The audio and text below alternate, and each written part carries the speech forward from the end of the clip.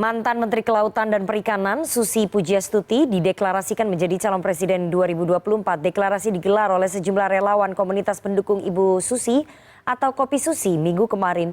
Relawan tersebut mendukung Susi Pujiastuti sebagai capres alternatif untuk menghindari polarisasi. Bagaimana peluang Susi Pujiastuti dalam kontestasi Pilpres 2024? Untuk membahasnya lebih dalam, kita sudah terhubung melalui sambungan Zoom dengan entrepreneur dan independent aktivis Susi Pujiastuti. Selamat sore Ibu Susi. Selamat sore Ibu Susi.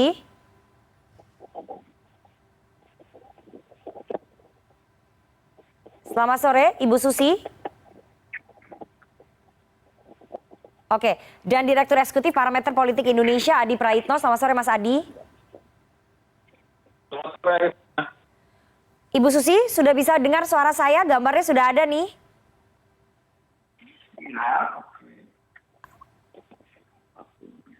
Selamat sore Ibu Susi. Sebentar, yang satu belum terpasang, Bu. Oke, apakah kita sudah terhubung dengan Ibu Susi?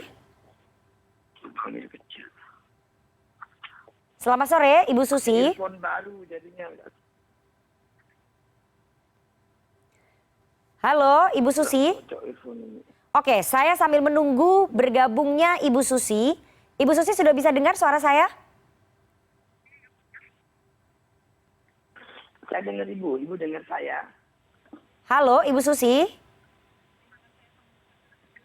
Oke, Bu Susi, muncul deklarasi dukungan kepada Anda untuk maju sebagai Capres 2024. Bagaimana Anda merespon gerakan kelompok ini Ibu Susi?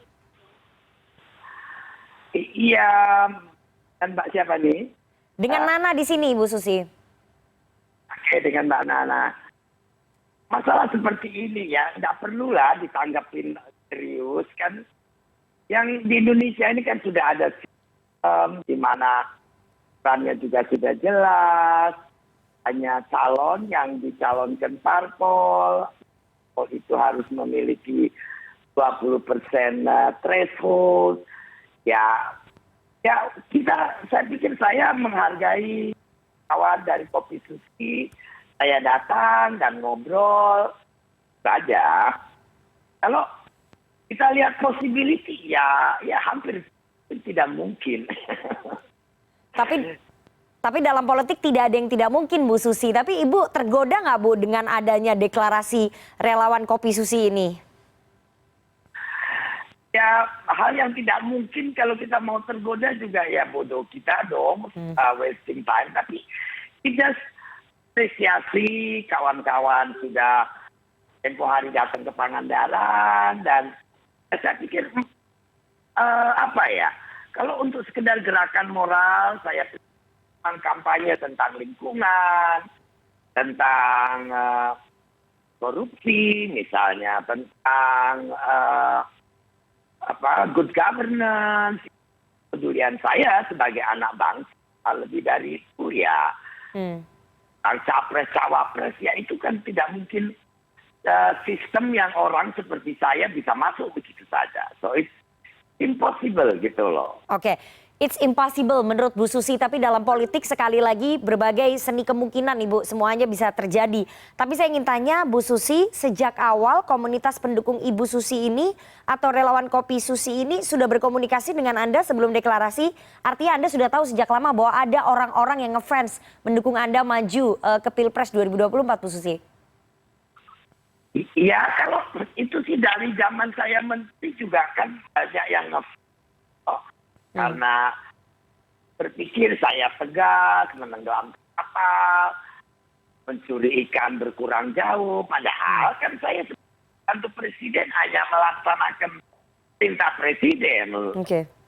Bukan macam-macam gitu loh. Tapi kalau melihat masyarakat seperti itu, kita ngobrol di dunia sosial media ya biasa saja. Ya kita tahu, cuma kan kita juga sadar bahwa sistem politik saat ini dengan presidential threshold di mana hanya parpol yang punya kekuatan 20% yang menentukan siapa calon presiden yang akan mereka ajukan.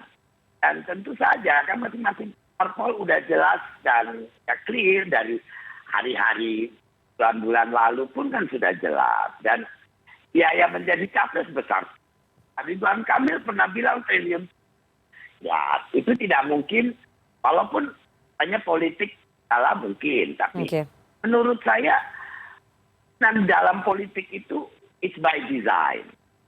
So it's not just possible gitu. Oke, Bu Susi, tapi alasannya apa nih mereka kemudian mendukung Anda untuk maju dalam kontestasi Pilpres padahal Anda saja menilai bahwa ini impossible karena tiketnya itu dimiliki oleh partai politik begitu ya. Tapi alasan teman-teman dari relawan Kopi Susi ini untuk mendukung Anda ini apa? Selain menghindari polarisasi, Bu. Saya pikir mereka ya mungkin suka dengan kepribadian saya yang berbeda dengan kan generasi Z ini milenial ini kan mungkin macam-macam karakternya dan mungkin saya pikir mereka ini merasa saya mewakili mereka dari saya dari personality yang saya punya, mungkin mereka pikir oh this can be good gitu loh. Oke, tapi dengan adanya dukungan ataupun support, dorongan dari generasi milenial ini yang suka dengan Anda, suka dengan kemunculan Anda, suka dengan keunikan Anda dan cara kerja Anda, apakah kemudian Anda berkomunikasi dengan partai politik lain begitu? Ketum-ketum parpol? Ya saya orang apolitik Mbak Nana. Ini tidak pernah KTA, parpol tidak pernah. Bahwa saya kenal dengan Pak Erlangga, kan dulu kolega menteri. Dengan Oso dulu sebelum jadi menteri saya sudah kenal beliau misalnya.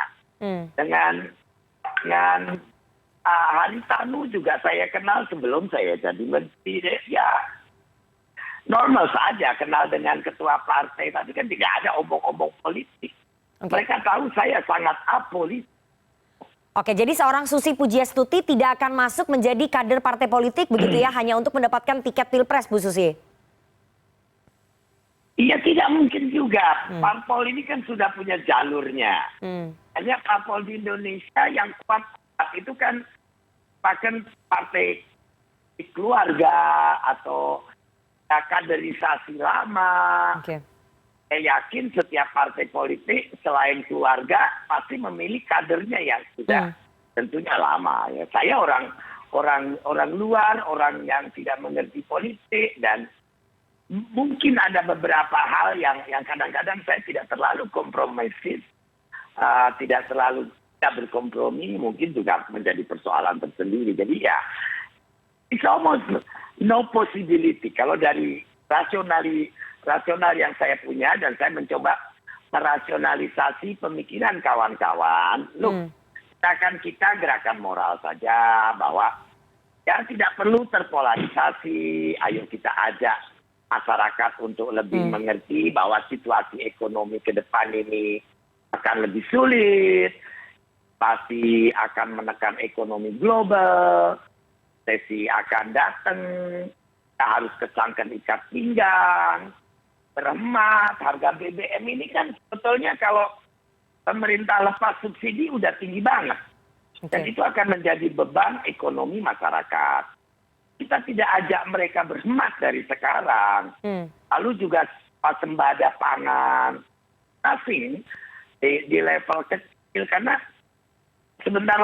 bukan sebentar lagi sudah dengan perang Ukraina Rusia kan juga akan sulit. Itu saja saya pikirnya ke sana, mencintai lingkungan, kita jaga hutan, kampanye, agriculture di Indonesia, baik sawit maupun apapun, industri agro itu tidak boleh merusak lingkungan.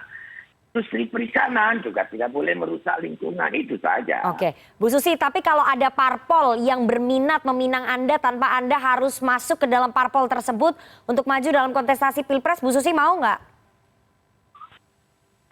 Ya, rasanya kok tidak mungkin, Mbak Nana. Tidak ada tidak mungkin dalam politik, Bu Susi. Yang kira-kira mungkin saya kan hampir Jadi Anda nggak berminat juga Bu Susi kalau ada partai yang menawari maju tanpa harus menjadi kader parpol, nggak tertarik jadi capres atau cawapres? Terutama cawapres Bu Susi. Ya senang kalau bisa berkontribusi pada psikis dan keadaan masyarakat lebih baik, itu saja. Oke. Kalau menjadi capres itu suatu jalan untuk memperbaiki negeri, ya tentu, tapi soalnya how? If the system dengan threshold dan partai politik yang menentukan dengan threshold 20% itu hampir tidak mungkin untuk orang di saya ataupun masyarakat umum menentukan capres dan cawapres. Jadi ujungnya semua akan diproses oleh partai politik. Dan yang menang adalah partai politik, baik satu partai ataupun koalisi yang memiliki 20% suara. Not the people. Oke, saya harus tanya ke Mas Adi untuk menganalisa ini. Bu Susi sangat pesimis sekali bisa dapat kesempatan untuk maju tanpa tiket dari partai politik. Mas Adi juga pasti sama pandangannya dengan saya. Mana ada posibilitas. Tapi saya harus tanya ya, Mas Adi, bagaimana Anda menganalisa munculnya gerakan relawan Kopi Susi ini, deklarasi mendukung Ibu Susi? Apakah menurut Anda ini bentuk kejenuhan publik, kejenuhan masyarakat, terutama milenial atas isu politik yang didominasi oleh elit? Ya, saya kira 3 hal ya, Nana. Pertama, ini tentu sebagai bentuk apresiasi dari para relawan yang melihat kinerja Bu Susi itu terus menggeliat sekalipun saat ini tidak menjadi pejabat publik. Kerja di bidang sosial, entrepreneur, itu kan jarang biasanya dilakukan oleh mereka yang sudah tidak lagi menjadi pejabat publik. Nah, Bu Susi ini kan kalau melihat aksentuasi politiknya terus bergerilya, misalnya membangun narasi tentang soal melawan korupsi, tentang environment, kemudian dan banyak yang lain tentang UMKM dan ini adalah satu apresiasi yang seluas-luasnya, karena memang Bu Susi itu merupakan salah satu tokoh aset anak bangsa yang juga layak untuk dibicarakan dalam konteks bagaimana misalnya kepemimpinan masa depan. Yang kedua, menurut saya, Bu Susi ini berpikir realis bahwa tidak semua orang baik di negara ini, sekalipun sudah banyak jejak politiknya yang sudah dilakukan, ya, entah itu aktivis, entah itu entrepreneur, bahkan politisi sekalipun, kalau bicara tentang itu tentu persoalan yang sangat rumit dan very complicated. Ketika Bu Susi menyatakan bahwa ini sistem kita, suka tidak suka, kuasai dan dikendalikan oleh rezim partai politik, tidak bisa membantah, Rifana. Karena Undang-Undang Pemilu tegas menyatakan bahwa capres dan cawapres adalah mereka yang diusung oleh partai ataupun gabungan partai politik yang menggenapi ambang batas presiden 20%. Dalam konteks itu tentu tidak ada pintu-pintu yang seakan-akan akan terbuka kepada Bu Susi untuk saat ini. Jadi partai-partai nggak mau nih meminang Bu Susi kalau menurut Mas Adi? Betul ya, nyaris tidak ada partai politik yang sepertinya akan membuka pintu untuk melamar Bu Susi usung menjadi kandidat capres di tengah cenderungan partai ini mengusung elit mereka untuk bertanding di 2024 sekalipun elektabilitasnya rendah. Ya, tapi yang paling penting sebenarnya deklarasi-deklarasi semacam ini harus dibaca sebagai satu kegelisahan publik bahwa pencapresan itu sebenarnya ada nuansa di mana kandidat yang disebutkan itu yang tidak itu saja sebenarnya.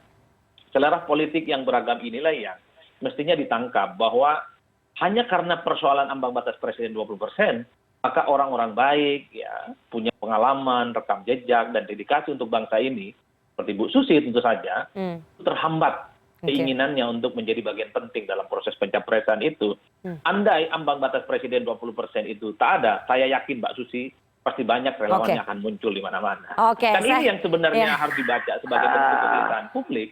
Makanya sama kan batas presiden yang saat ini digugat oleh PKS misalnya, dimenangkan oleh Mahkamah Konstitusi, saya kira 24 akan begitu banyak menu politik yang kemudian dijejali dengan wajah baru dari kalangan aktivis gitu ya, kelompok-kelompok yang selama ini memang juga punya concern terhadap isu dan pembangunan demokratisasi di Indonesia. Oke, Bu Susi, tapi Anda merasa terhambat nggak sih, merasa bahwa ini tidak adil, bahwa orang-orang yang prestasinya ataupun kinerjanya bagus seperti Anda kemudian tidak bisa maju dalam kontestasi Pilpres karena tidak ada partai politik yang mau meminang karena mereka lebih mengutamakan elit partainya?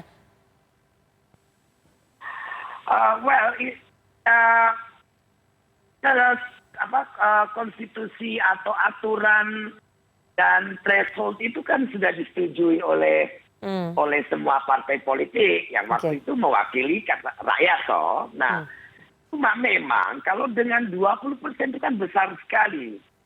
Dan kontingensi dari 20% ini bisa memunculkan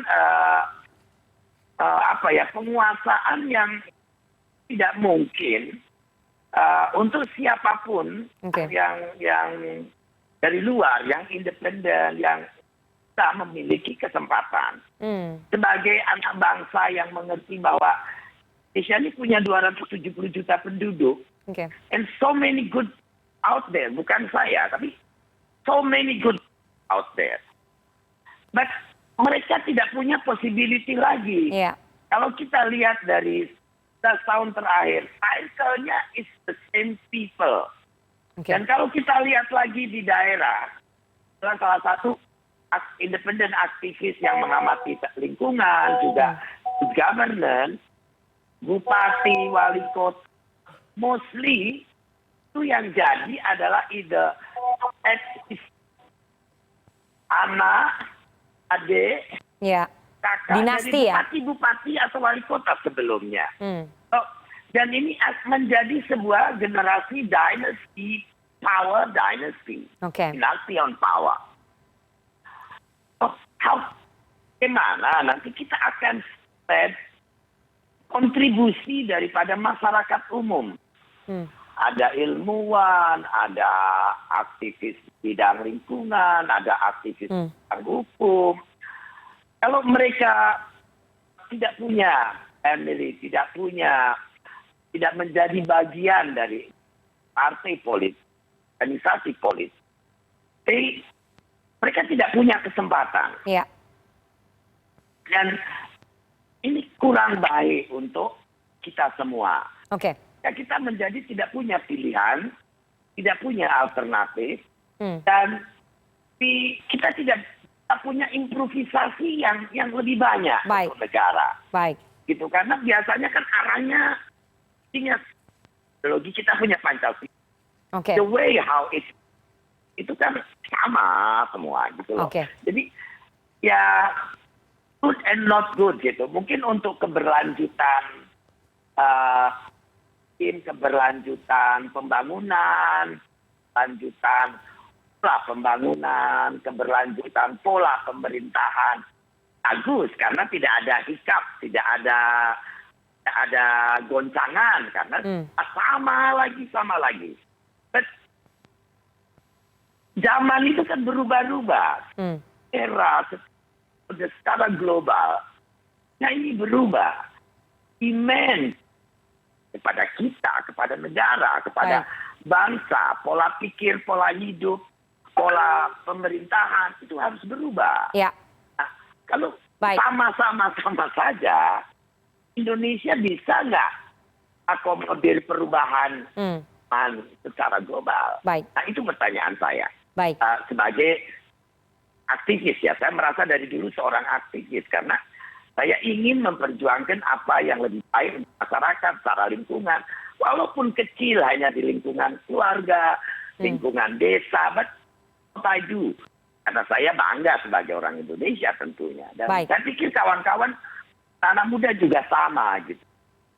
We want to see changes. We need changes. We have to adopt.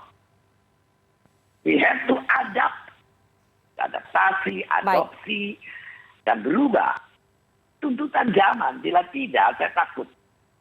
Ya banyak nanti masyarakat kita yang akan tertinggal jauh dari negara-negara tetangga Oke. kita, dunia, itu saja. Oke, baik, harus ada perubahan begitu ya sehingga semakin banyak orang yang berprestasi, yang kinerjanya baik kemudian bisa mendapatkan kesempatan untuk berkontestasi dalam pemilu begitu ya. Dan setelah ini saya akan tanya bagaimana peluangnya Ibu Susi kalau misalnya maju dalam kontestasi Pilpres dan apakah kemudian generasi milenial akan tertarik dengan sosoknya Bu Susi. Tapi kita harus jeda terlebih dahulu, jangan kemana-mana, tetap bersama kami di CNN Indonesia Newsroom.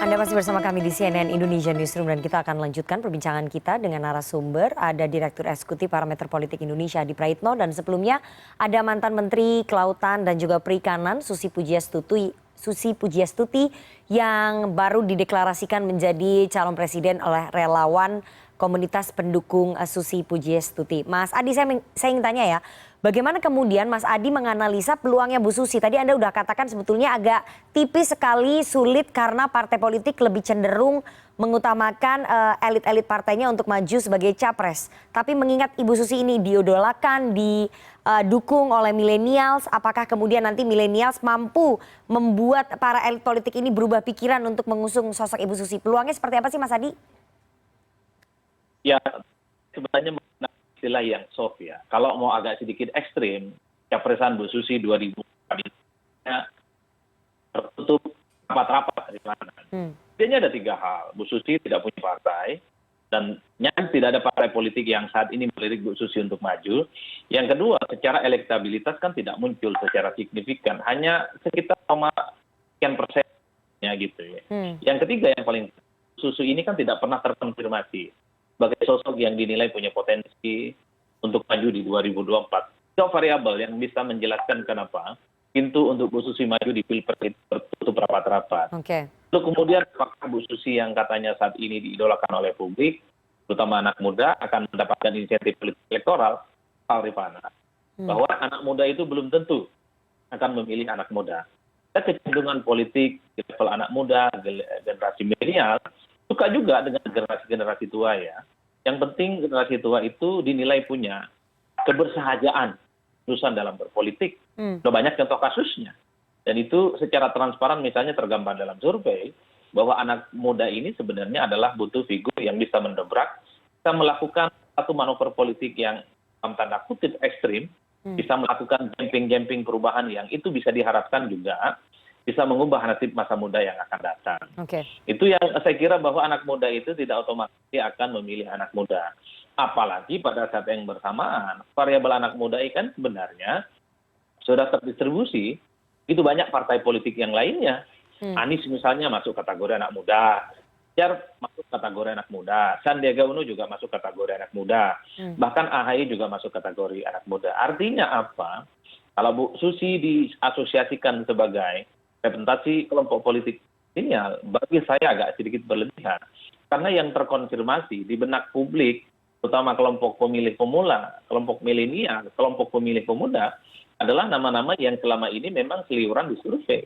Sejauh ini Bu Susi itu tidak terkonfirmasi ya, sebagai figur yang kemudian dinilai punya potensi akan mendapatkan tiket pencapresan di 2024. Tapi wallahu a'lam bishawab, kalau kemudian tahun ke depan ini tiba-tiba ada partai politik yang tiba-tiba misalnya kemudian melamar Bu Susi sebagai kandidat, ya itu pasti akan berubah peta politiknya. Tapi kok rasa-rasanya di tengah konfigurasi politik yang sudah mulai mengerucut, PDIP punya jagoan, Gerindra punya jagoan, PKB punya jagoan, Nasdem punya jagoan, KIB juga punya jagoan. Kok rasa-rasanya pintu untuk Bu Susi itu tergembok rapat-rapat. Tentang pencapresan tentu saja.